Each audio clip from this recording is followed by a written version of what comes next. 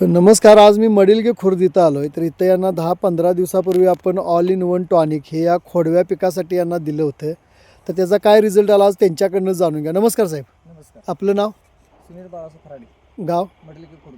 जर आज आपल्या हातामध्ये जी ऑल इन वन टॉनिकची बॉटल आहे ही तुम्ही याला किती दिवसापूर्वी वापरली ती?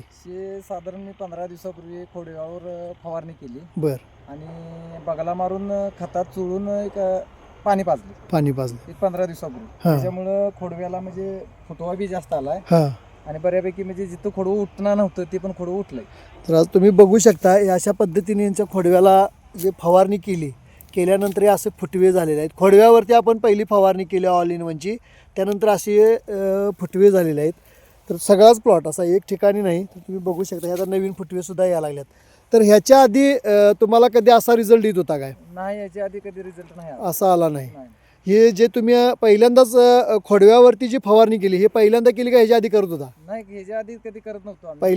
पहिल्यांदाच तुम्ही ह्या पद्धतीनं लागवडीवर चुळून आणि म्हणजे तुटल्यानंतर पहिल्यांदा फवारणी केली.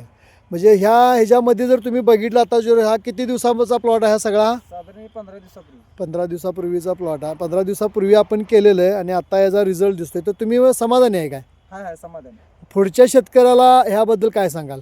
पुढच्या शेतकऱ्याला म्हणजे खताचा वापर कमी करायचा असेल, तुम्ही पैसे बचत करायचे असेल तर तुम्ही ऑल इन वापरलं असेल तर एक चांगलं हे होईल, उत्पन्न मिळेल. बरोबर.